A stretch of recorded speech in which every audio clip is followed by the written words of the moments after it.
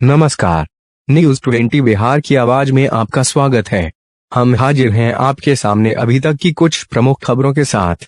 इस वक्त की सबसे बड़ी खबर बिहार के सुपौल जिला से आ रही है, जहां त्रिवेणी गमनज बुनियादी केंद्र में बनाए गए कोविड केयर सेंटर में इलाज के लिए आए पिलुआ वार्ड संख्या 6 निवासी वीरेंद्र सरदार की हुई मौत के मामले का पट्टाक्षेप जिलाधिकारी सुपौल महेंद्र कुमार ने कर दिया। उन्होंने पत्रकारों को बताया कि वीरेंद्र सरदार की मौत उसके परिजनों के द्वारा जबरदस्ती कोविड केयर सेंटर से निकालकर अन्यत्र ले जाने के कारण हुई है। उन्होंने बताया कि उक्त मरीज कल 12 बजे के आसपास कोविड केयर सेंटर में भर्ती हुआ था। जिस समय मरीज को कोविड केयर सेंटर लाया गया था, उस दौरान उसका ऑक्सीजन लेवल काफी कम था, लिहाजा उसे तत्काल कोविड केयर सेंटर के द्वारा ऑक्सीजन लगा दिया गया। लेकिन उसकी गंभीर हालत को देखते हुए उसे रेफर करके एम्बुलेंस के आने का इंतजार किया जा रहा था कि उसी समय मरीज के परिजन कोविड सेंटर घुस गए और इलाजरत मरीज से ऑक्सीजन पाइप को हटा दिया तथा जबरदस्ती बाहर लेकर चले गए।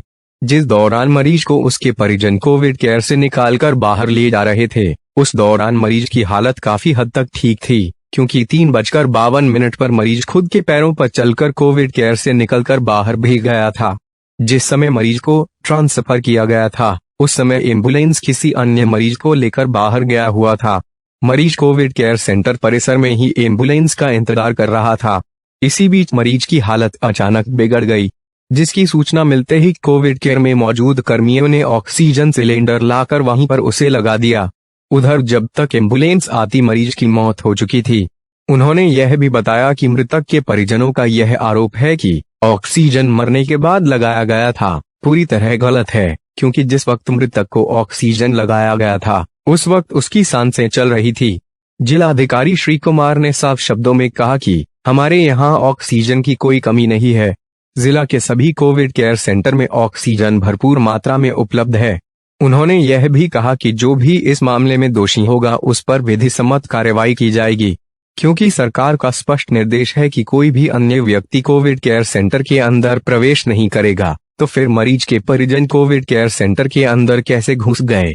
उन्होंने कहा कि यहाँ हॉस्पिटल के 4 डॉक्टर कोरोना पॉजिटिव हैं। सिर्फ एक डॉक्टर है जो मरीजों की देखरेख करते हैं। डॉक्टर की संख्या बढ़ाने के लिए विभाग को रिपोर्ट कर दिया गया है। बहुत जल्द डॉक्टरों की कमी को भी पूरा कर लिया जाएगा। अभी तक के लिए बस इतना ही। कुछ देर बाद हम फिर हाजिर होते हैं कुछ अन्य खबरों के साथ। तब तक बने रहिए न्यूज 20 बिहार की आवाज के साथ। नमस्कार। उसमें कल जो पेशेंट आए थे 12 बजे के आसपास 12:08 पे यहाँ पे भर्ती हुए, उनका SpO2 लेवल कम था, उनको ऑक्सीजन कंसंट्रेटर दिया गया था। ऑक्सीजन कंसंट्रेटर के साथ कि SpO2 लेवल कम था, तो उनको तुरंत रेफर करने की आवश्यकता थी। जो हम लोग के पास अपना एम्बुलेंस था, वो उसी समय एक और पेशेंट को रेफ़र किया गया था। यहाँ 24/7 एक एम्बुलेंस रखने का डायरेक्शन है। वो एम्बुलेंस ऑलरेडी सुपौल गया हुआ था एक पेशेंट को लेके।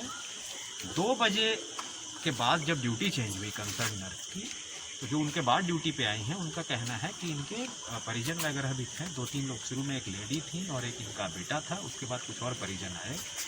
जो पहली गलती मुझे दिख रही है वो ये कि परिजन को कोविड केयर सेंटर के अंदर आने का कोई अधिकार नहीं है। ये एनफोर्स करना हम लोग की जिम्मेवारी है।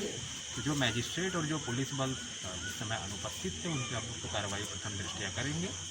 उसके बाद जब अंदर गए तो परिजन, डिस्पाइट कि उनका ऑक्सीजन लेवल कम था, ऑक्सीजन की कोई कमी नहीं है। जैसा मैं स्पष्ट तौर पे बता दूं, जिले में भी और इस कोविड केयर सेंटर में भी ऑक्सीजन पर्याप्त है, ऑक्सीजन कंसंट्रेटर पर्याप्त है। उनके परिजन उनको बिना एम्बुलेंस की उपलब्धता के ऑक्सीजन कंसंट्रेटर हटा के नीचे ले आए। 3:52 पे, जैसा कि CCTV फुटेज से देखा जा सकता है, वो वॉक करते हुए पेशेंट नीचे आए। तो पहली गलती ये थी कि ऑक्सीजन सपोर्ट उनको उस स्थिति में, जब उनका SpO2 लेवल कम है, तो हटाने की ज़रूरत नहीं थी। जो ड्यूटी पे नर्स थी, अभी उनसे बात हुई है, उनका ये कहना है कि जो नीचे आए तो अनस्टेबल हो रहे थे, क्योंकि ऑक्सीजन लेवल कम था, तो दौड़ के पीछे से ऑक्सीजन सिलेंडर ला के तब लगाई है। ये बताया जाना कि उस समय वो डेड था, ये गलत है। उस समय उनकी सांस चल रही थी। तुरंत जब एम्बुलेंस आया है, उसके जस्ट पहले इनको डेड डिक्लेयर किया गया है। तो 2-3 चीज़, जैसा कि मैंने पहले बताया कि ऑक्सीजन पर्याप्त है, बेड भी पर्याप्त है हम लोग के पास। परिजन कोविड केयर सेंटर के अंदर कैसे आए, यहाँ पे लूपहोल है जिसकी कि हम लोग जांच करके कार्रवाई करेंगे। दूसरा, इस अस्पताल में और अनुमंडल अस्पताल में 5 में से 4 डॉक्टर पॉजिटिव हो गए।